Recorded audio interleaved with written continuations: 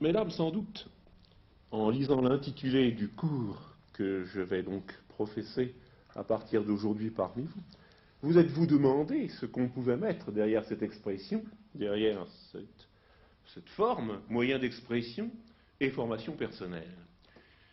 Moyen d'expression. Je voudrais d'abord souligner l'importance du problème pour chacun d'entre nous. S'exprimer. Plus que jamais, nous avons besoin, à l'heure actuelle, de savoir nous exprimer, que ce soit par écrit, que ce soit oralement. Nous sommes à une époque où l'expression prend une importance de plus en plus grande. J'aimerais tout d'abord savoir comment on peut se retrouver en classe lorsqu'on est nanti de mari et d'enfants. Madame. Oh, moi ça m'est très facile. J'ai l'impression d'être tout à fait comme chez moi. Je ne suis pas intimidée. J'ai tellement besoin de me ressourcer, si on peut dire, parce que j'ai beaucoup de trous, que je suis très contente de me retrouver, ça me rajeunit. Et vous, madame?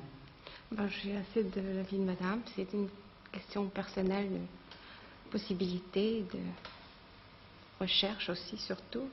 Vous venez d'assister au premier cours. Oui. Est-ce que ce premier cours vous a apporté les choses que vous en attendiez? Oh oui, tout à fait. C'est-à-dire? Bien, le professeur nous met tout à fait à l'aise, il nous met les choses noir sur blanc.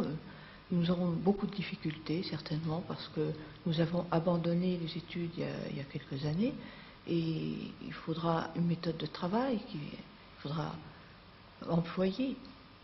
C'est ça la difficulté. Avez-vous déjà travaillé, madame? Oui, oui. Dans quoi? Dans l'enseignement. Et vous avez arrêté il y a combien de temps? 1 an et demi. Est-ce que ça vous manque beaucoup? Point de vue psychologique, certainement, oui. Qu'entendez-vous par là?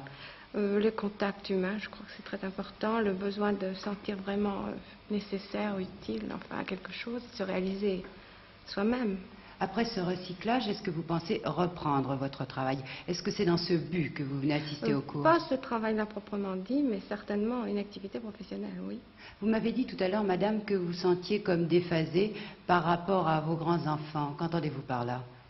Eh bien, je ne peux plus avoir de dialogue parce que mon mari est ingénieur, il sait beaucoup de choses et j'arrive à rester muette.